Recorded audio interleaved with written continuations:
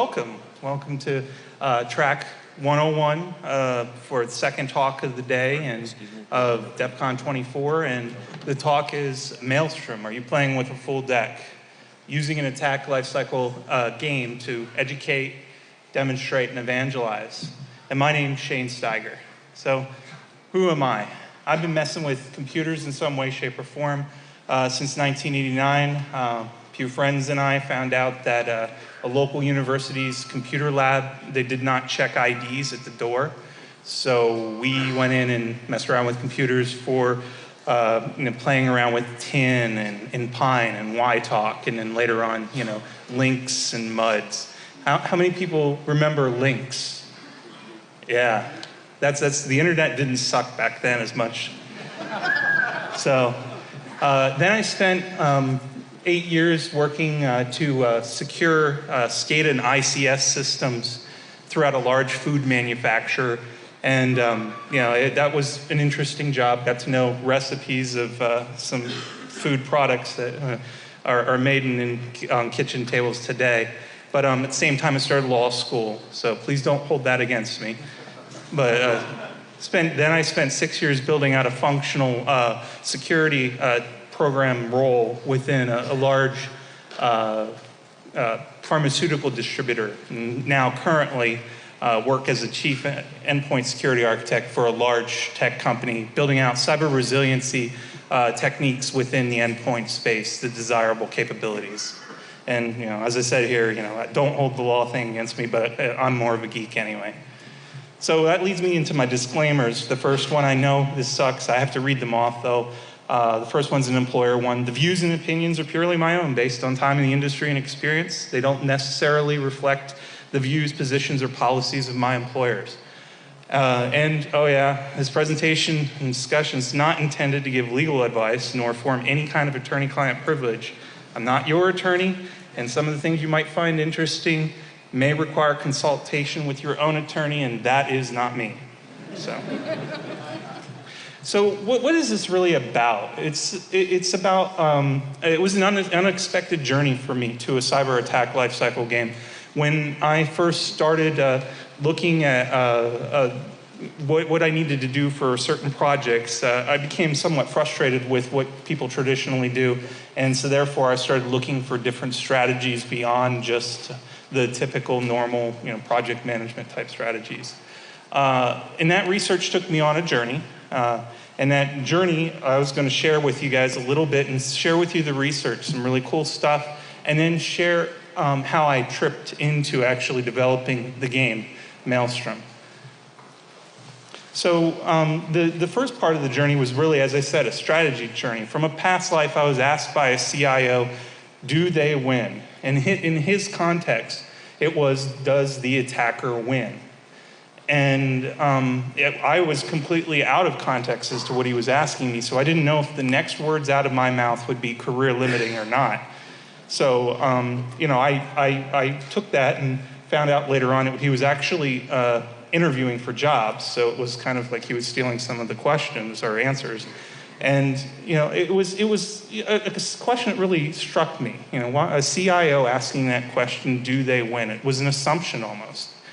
But then later on, I was asked to look at solutions for over 300,000 endpoints, and things at that scale become kind of interesting. You think you got something generic and rather standard or basic, but you're working with the Wild West at that scale.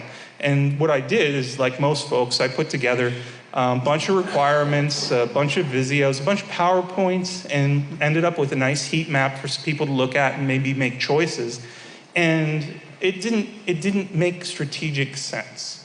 And that really bugged me, and it brought me back to the CIO question of, do they win? And so I needed to find some different way to make choices at 300,000 endpoints. It's a lot of money. Make choices at that scale.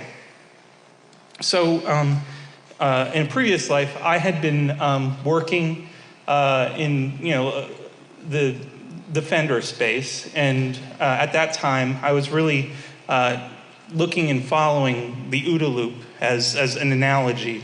in 2007, 2008, some folks started describing the OODA loop, the observe, orient, decide, act, John Boyd's OODA loop from the Air Force, and analogizing it to cybersecurity. And it made sense. But at the same time, right around the same time, Lockheed Martin had been developing something called Lockheed Martin Cyber Kill Chain, and I'm sure many of you are familiar with it. And what it really describes is it describes an attacker's set of phases that a traditional attacker from zero to hero, so to speak, will go through to get to their act on objectives. And in the way Lockheed Martin describes it, there's a recon phase. You go through recon steps, looking around, for things on Google, Shodan, whatever. And then you take what you've learned from Google, Shodan, LinkedIn, and you actually start to weaponize a package so that that package, when delivered to the target, actually explodes or has some kind of detrimental effect on the target. And in the cyber construct, exploitation is part of that detrimental effect in later installations, so you might be able to later maintain and keep presence, but then also command and control, so you can change and adapt or dynamically position as needed. And as Lockheed Martin kind of describes, they talk about the act on objectives of recon, destruction, and pivoting or exfiltration. So it's really good work. For anybody who hasn't seen it, definitely go out, take a look at it. But I have a few quibbles with it. But the next set of slides starts to build out what would the defender do in each of those phases. What would they do against a recon? Against Google or Shodan or some LinkedIn areas, and you start building out the structure of, all right, there's an attacker set of tasks or activities are going on in a phase. There should be some defensive set of tasks or activities that are going on within a phase. Lockheed Martin describes it as the 6 Ds. And I won't go into them here because they're somewhat nuanced and they actually don't necessarily just apply in the phases. So. But it helps to build out that idea of an attacker action, a defender action, and their effective defenses.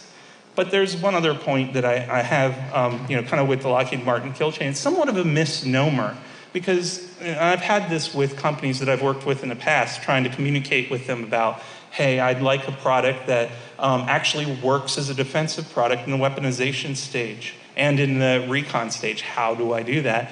And they'll get confused as to what the kill chain really means. It's really about, the name is somewhat misleading. It's really about defender actions within the attacker's lifecycle phase. So I throw that out there just as a small quibble. And then another quibble is a set of act on objectives is rather limited if you look at the paper. And especially in these days where you see ransomware pretty much every day. There's the idea of not only exfilling information, but maybe planting false information. And then there's just the other pieces of humiliate, things that might not have that same feel or look within the Lockheed Martin structure. So I said, okay, wait a second. Why not start charting out the attacker's progression and do that over time? And that charting of recon into weaponization into delivery, and I show this as the simplest form. I mean, these phases could happen in parallel to one another, but you're still exiting one phase. You're exiting the recon phase to get into weaponization to figure out what you're going to build, and wrap, to deliver via commodity malware frameworks, and then you're exiting, that weaponization phase to get into delivery. So you're doing tasks. You're exiting a phase to get into another phase, and you're doing this attack execution over time.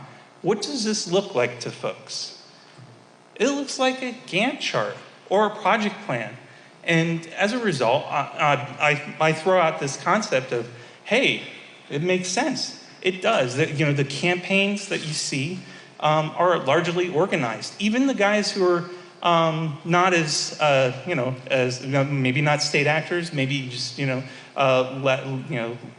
less skilled, you'll see that they're trying to follow a plan to get to the other end, to get to their act on objectives, whether it might be to steal money or steal bitcoins or what have you. but that we see that these attacker plans are organized and they're really going through a progression to get to enact on objectives. And so, I kind of throw out, all right, what other evidence do we see that the attackers are following some form of plan, if not a traditional project plan? We see different skill levels from the same attackers indicating different resources or teams. So you'll see team C, so maybe close to the script kiddies doing something, and then something breaks and they don't know what to do or how to respond, and they'll page out to team B, and team B will get through, or they'll have to page out to their best resources, team A, and team A will walk in and just annihilate the thing. You'll see different teams using different tools. Some may use PS exec, some may use WMI, some may use your administrative tools against you, and that's actually very prevalent. Even PSEC and WMI being part of your administration. And then you'll see different teams, maybe, or different time schedules indicating shift work. I kind of see this as folks walking in with their lunch pail every day, and all right, I'm going off to work to attack XYZ company or XYZ organization, and I'm going to go home or go to lunch at 12 and then come back to lunch, and you'll see that set of time gaps that kind of indicates what's going on in terms of shift work. And that actually had been discussed at length in some of recent APT findings. And then, following scripts, making mistakes. When something screws up, not only are they teaming out or paging out to other teams, but they're also redoing work. And you can kind of see them making their mistakes in their console logs. Oops, that script didn't run, I didn't give it the right variable, and retrying tasks. So these are all things that seem to indicate they're following plans and scripts and getting themselves to enact on objectives. So I throw out a concept here. Why not attack the project plan if you're a defender? Attacking that project plan is, I think, a perfectly valid way to look at it. And guess what? IT organizations are experts at screwing up project plans. They do it like it's their job. And usually they're named project managers, but I'm not going to bust on anybody. But they even have a methodology for trying not to screw up the project plan. And so I suggest, look at the methodology, and this methodology is here, kind of listed as what's called the PMI triangle. And that's the triangle of time, scope, cost, and quality. So if you've ever had to interact with a project manager, you've probably heard one of these. I don't want to see some scope creep happen. I don't, my timing is absolutely necessary for this thing to go before this thing. And so I suggest mapping these plans and finding weaknesses across, a couple of attack life cycles will start to reveal weaknesses that might apply across more attack life cycles. So I think it's absolutely key, attacking the attacker's project plan. And what techniques can we use to disrupt that attacker's project plan? Guess what? Time is assumed linear in project plans. Now, you might have less than a waterfall approach. You might have an agile approach. And actually, in my backup slides, for anybody who wants to quibble, you can go look there. And I've also kind of broken down agile Scrum in somewhat of a similar fashion. But really, in the end, time is assumed linear. So we screw with time every day in IT. We mess up. We'll revert to snapshots because we broke something. And so, we might do certain replays of certain, web activity to make sure that we got the appropriate and substantiated integrity type response that we were looking for. But, assume linear time. And that was actually the first thing that I noticed. I'm like, hey, what if we just randomly reset these machines to different times in the past? What does that do to an attacker's attack lifecycle? And we see this with sandboxing and detonation technologies. It breaks it, and they don't get to progress through their next set of phases. Predecessors and successors, feigning completion of work. This is where deception might come into play. So they went out, they reconned information, they got it, and it was said something about an admin that was worked at the company on LinkedIn. That was false information. They used that information to try and weaponize their spam or their directed phishing attack against that particular admin. And guess what? that was not an appropriate set of information that they gathered. They used deceptive elements to try and land an actual attack. And so therefore, feigning that completion of work becomes a disruptor to that project plan. Resources and tools, attack tools and shift work. Hey, if Team F is using something like Cloudflare as their point for infiltration, unless it's an absolutely critical to the business app, what is the harm in just cratering Cloudflare for that particular stage for a period of time? If they only use it during their shift work, guess what? They've got to now switch out to other resources to go and deal with it. Create resource contention. Flooding your own machines or targeting your own machines in a cyber resiliency construct, that should always be an option. You should always have the ability to flood certain machines. I mean, yes, there's certain ones that you're not going to be able to take down because they're business critical, but not everything and everyone is business critical. So understanding and defining somewhat where that sits, but understanding that an offensive approach against your own machines might create disruption to the attacker's plan, because remember, they're using your machines against you, and therefore this removes an asset they have to get through their attack lifecycle and project plan. And then, I talked about, different teams using different tools, WMI, PSExec, and management tools being used against you. Scope creep, utilizing deception and fake targets or tar pits. This is always a fun one. I actually talk about with a number of folks the concept of honey information. Not honey tokens, not honey pots or honey nets, but honey information, things that are planted out there that the attacker has to stomp through and has no choice but to look at because it's there. They've enumerated on the box and they see a bunch of information, maybe some logs that are interesting, and they might want to use that information for their lateral movement. This creates scope creep to them if they have no idea that it's deceptive, and therefore creates that ability to make them noisy, creates that ability to make them visible to you in their attack lifecycle. And it also screws with their predecessors and successors. Cost, I mean, any cost increase to the attacker is a cost decrease for you to remediate.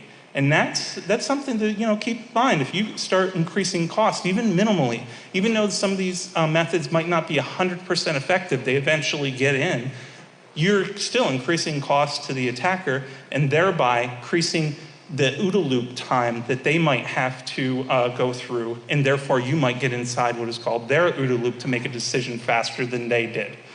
And then lastly, noise and anomalies. That's always a fun one. Random IPC shares to things, as the bad guy's enumerating through and trying to find things. That actually becomes very interesting. The attackers are usually using some form of automation and scripts up front, and if you start creating anomalies, that starts to mess up their variables for import into their own automation and scripts, therefore creating friction to their project plan.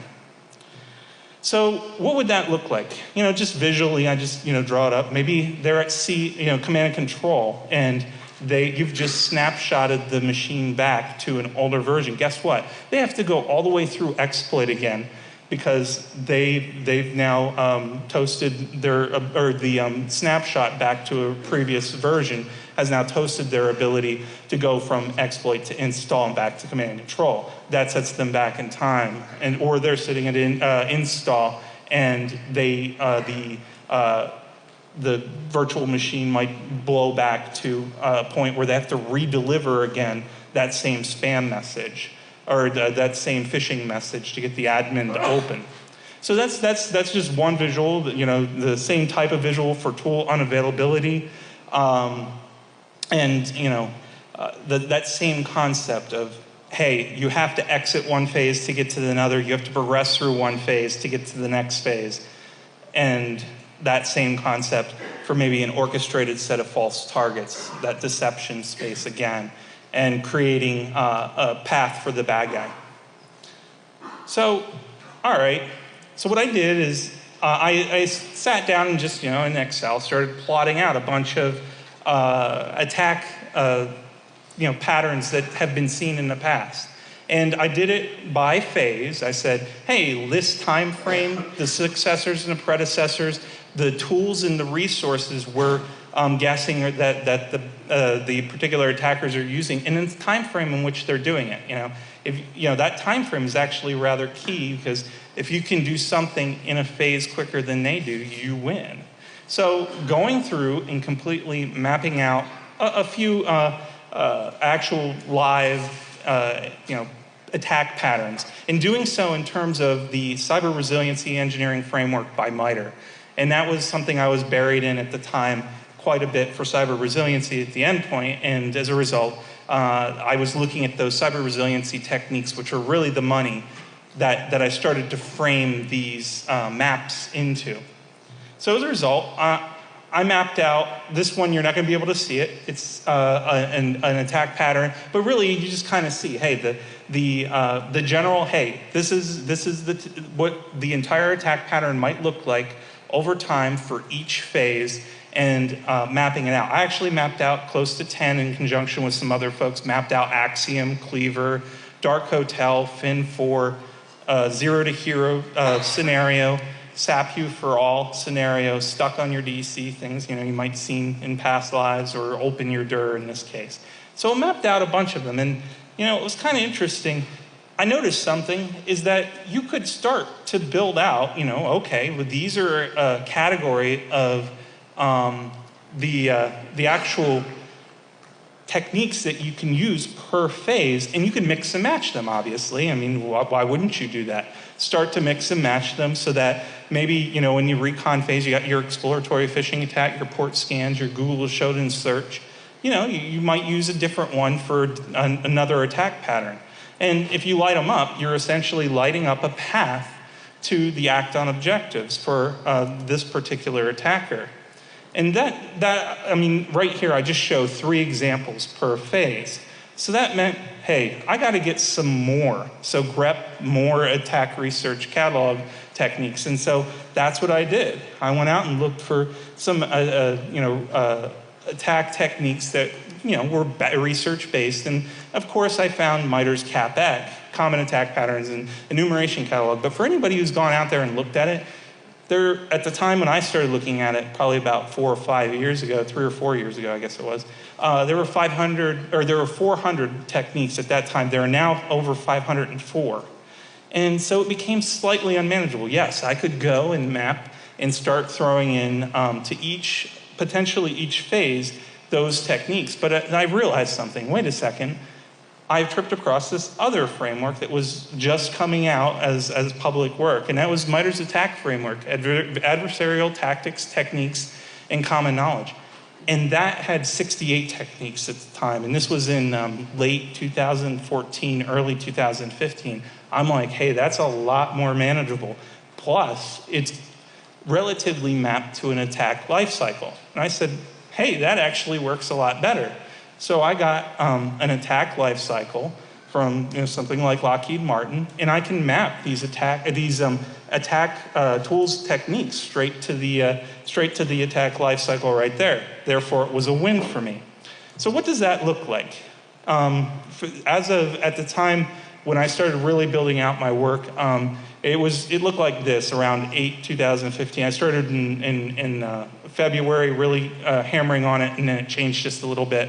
And this is what it looked like in 2015. So you can see that, hey, there's this list of attack techniques that a bad guy could put in, or an attacker could put in their pockets and start using against a particular set of act on objectives, what they're looking to do. And the same concept's true. Light them up.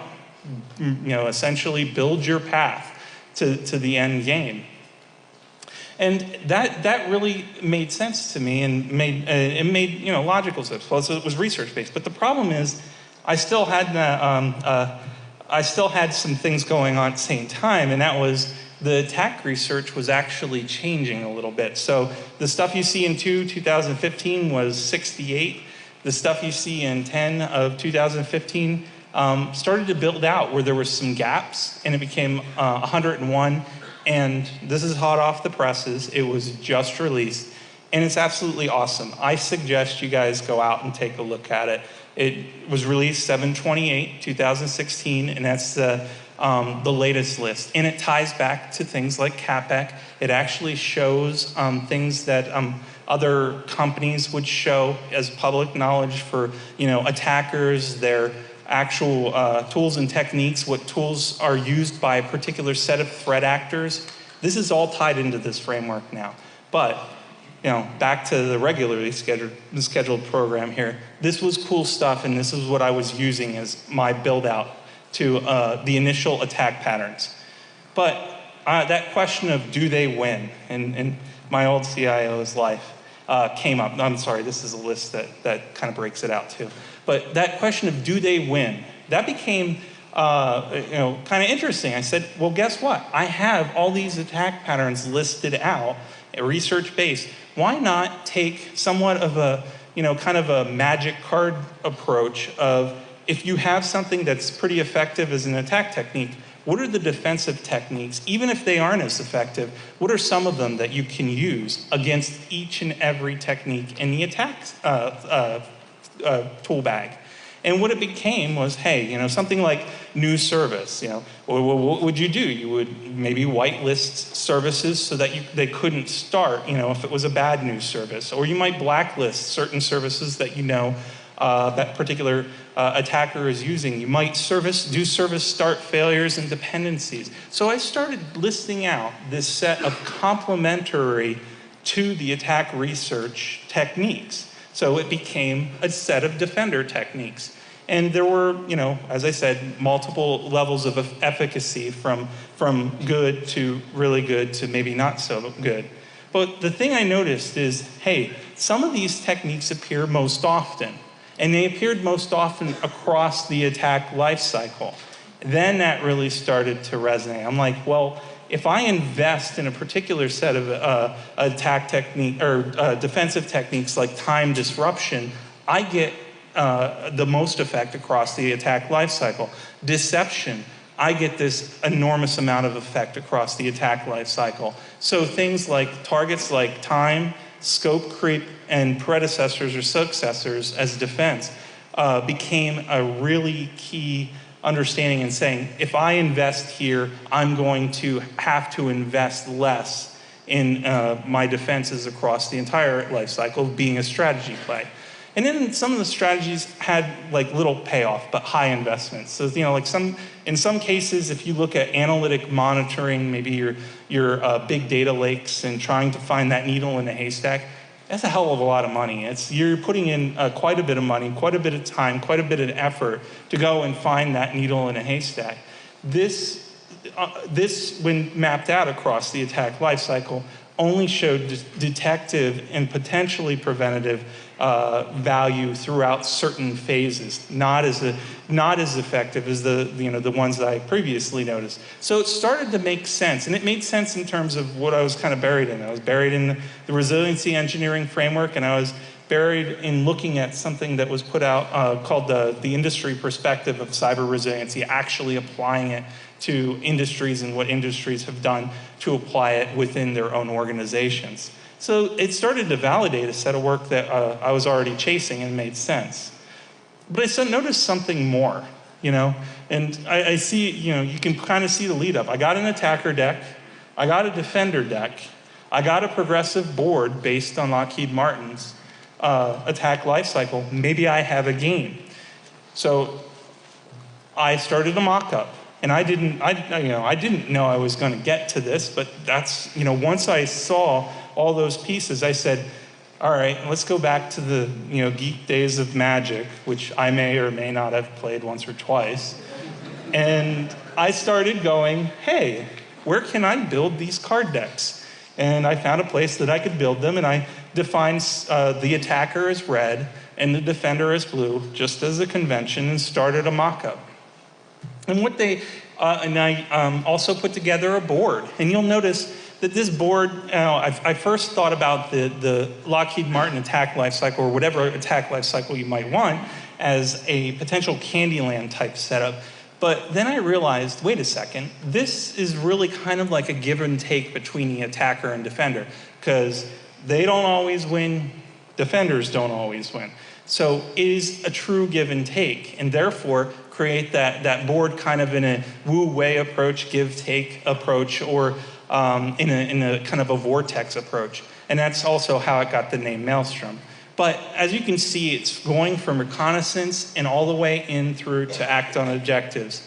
So your goal is to keep the guys out as a defender, or if you're the attacker, your goal is to get to act on objectives, and it made sense. I started tearing down the cards to make, okay, what could these cards look like, and how would they be built out? They have a set of phases they could be used in. So these sets of cards, or the attacker card here, can be used in recon, exploit, C2, and actions. And it's a lateral movement card that does application. The attacker in this case is hiding in the application deployment software. So SMS or Tivoli or something like that. But you also then have progression. How far are they going to get? There's a +4 or a -4 on the defender card. So that's how far they get within the attack lifecycle with that particular play of the card. There's also, for more advanced play, there's cost and upkeep. And that's, cost is kind of that real strategy play of figuring out, hey, how much would doing a defense like this or an offense like this cost? And then there's the other piece, and that's building out a story. So you can't just throw a card down and not know how it's used. You actually have to, as table rules would work, you would say, hey, this card's being used this way in my story. And some of the most fun that we've actually had playing the game was some of the stories people would come up with. It's actually a little crazy. But what do they, how many cards are there? There's over 60 unique attacker cards within the sets of decks I've developed so far. And these are just some examples that sit out there or that I've put together. And then there's over 70 plus unique defender cards that I can show as examples. And there's another piece, and I added later on while I was developing the game, it became apparent that we don't always know who our threat actors are, and our threat actors sometimes have a certain methodology or a certain way of play. And so mapping out unique threat actors was actually kind of interesting. And so, going from freelance spies, corporate spy, all the way down to warfighter or political, social, motivations, it was interesting to kind of break those down. And the way it would work is those chips go face down on the board, so the defender does not know what that is actually being played. And there's certain opportunistic cards that might come up and also allow them to take a peek. Then, as I said before, I had a little bit of a quibble with the Lockheed Martin attack lifecycle, and some of that quibble, was about, hey, what are the other act-on objectives behind the ones kind of listed out and discussed most frequently? And so, as you can see here, here's the example sets of those act-on objectives and the cards that are in play as a result. So and that sits face down in the middle of the board, because guess what? You don't know what the attacker's act-on objectives is going to be. So there are 3 different versions of play. There's easy play, that's where the cards are dealt to you. But keep in mind, that's not really real life. That's not the way real life works. Tactical play is where you choose which cards you have, and this is kind of like magic in and of itself. You choose which cards you play, or you're going to have in your hand. The attacker chooses, the defender chooses, the chips might be face down or dealt, the act-on objectives might be face down or dealt, but that's kind of the tactical play. And then the last one is the strategic play, where you actually have to buy cards, you're given budgets. But that, as some folks pointed out to me, they said this is too much like real work and not necessarily a game. So that was one of those ones we played a few times. But one thing that was kind of interesting about it is it made sense when folks started to see how expensive it was to do certain attacks or how expensive it was to do certain defenses. And so I have the rules. They're going to be posted tonight, late tonight after the talk and after I get back to the room and so forth. But the rules have been built. They're actually on your CDs. So, they're out there. But I'll post all that stuff to GitHub. And so that's just a big, quick overview of the game. This is what it looks like. I have a printed out set of copies with me. I also have some that are out to friends on loan. And this is what it looks like if laid out. So the board, it's something this board I printed up at FedEx just in Mandalay Bay. I mean, it's that simple, that easy. And the cards, that's something that I'll talk about in a few seconds. The sample video of gameplay, there is one out there. We've played a number of times, but decided one time we'd actually record it just so people could see how it works. And then what are the use cases for this? Remember from the beginning I said education, demonstration, and evangelism. Learn an attack concept, life cycle concept, and make it part of a vocabulary. This is not something that defenders actually do often. So this is an ability, or this is a way to go and try and educate, defenders and attackers what in some cases what they're doing is part of their actual progression plan potentially. Make themselves more organized as pen testers or what have you. And then it builds a security mindset in those defenders who don't do offense. When we played with engineers and played with other like forensic investigators, they didn't necessarily understand what the attacker was doing, but they saw the forensic artifacts. And then after playing the game a few times, they understood, oh, now I get why they needed to do this before they did this. So building out an attack lifecycle concept or vocabulary, and then also building out a security mindset. Demonstration, mini tabletops. We've played that out with a few, maybe some events you've had go on. How the hell did that happen? What would a defender have done differently if they had different tool sets or cards in their hand, if they were playing with a full deck, so to speak? And then analysis and strategies for choosing technologies to win. It's funny, that's actually where I was trying to go when I started this whole journey. I was looking for, some endpoint technology-based stuff that was at scale. And then cost-benefit analysis. And that's where it really comes down to, hey, you got to make it more, you got to make it harder on them, cost more for them than it is for you. And lastly, evangelism. People, it's funny, I've had this out, I've played, people look at it and they're like, oh, wait, what is this? It draws them in and starts to, kind of play out that gamification of, hey, how do you get to this particular act on objectives? How can I get to that particular act on objectives? And they start playing out games for themselves and draws them into that attack versus defense type role, and then gets a message to non-security folks. And so, there's the rationalization. You saw this 1 through 6 of effectiveness. I picked it because of DIE, and that you can actually use that as part of your gameplay if you'd like. Cost rationalization based on a 1,000-seat company. That's kind of what I was trying to do, a thumb in the air as to how much I'd see it cost in previous lives.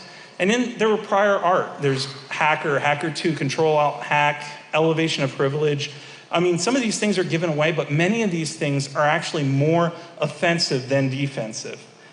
And so I say, in this case, we have an offensive and defensive game with a progressive board based on research. The attack framework, the complement to the attack framework, and the Lockheed Martin cyber security kill chain. So what are the next steps? Submit work for Contalks, get input. So that's where I'm at, it's here. Map to current attack patterns, play multiple rounds, digitize and create the open source framework. And I want some help with this. This is actually where real money can be had. This is interesting, but I'm looking to give it away and see if folks figure out ways to help me digitize it so that I can watch them play the games, so that we can watch them play the games, see which strategies are most effective, and then also allow for them to update card decks and put in their own tactics that maybe no one has seen before and can be shared either as defensive tactics or offensive tactics. There was a non-technical game development based on the Scott Tenorman episode of South Park. I won't get into that here, but for those who've seen it, they probably understand how that works. And lastly, let people play, update their decks, watch their strategies, gamify it so that maybe it's like a Pokemon Go. Collect all your strategies, collect all your act on objectives with your particular set actors. And then lastly, digitize and let the machine rise and play itself. And that, is the theme of DEF CON this year, let the machine rise. And so as a result, I think that might be somewhat interesting as the framework develops, as well as the defensive cards develop. And so this is a place you can contribute, volunteer, get the latest developments. As I said tonight, I'm going to post things, probably going to be late. Twitter, Cyber Maelstrom, GitHub, Maelstrom the game, DEF CON 24. You're actually going to be able to print off your own copies if you want to. I'm working with a vendor right now to create a SKU for anybody to go in and use. You can go and even print the game board off if you wanted to at FedEx, but I'm going to try and get it all as one package, and then you can just buy it from there.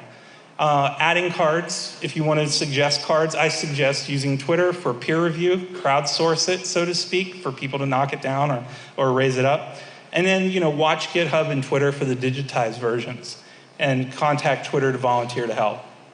And then, lastly, the credits. I mean, without the attack framework, none of this information would have been possible, nor kind of that concept or bridging concept. The cyber resiliency engineering framework was key just because I was buried in it at the time.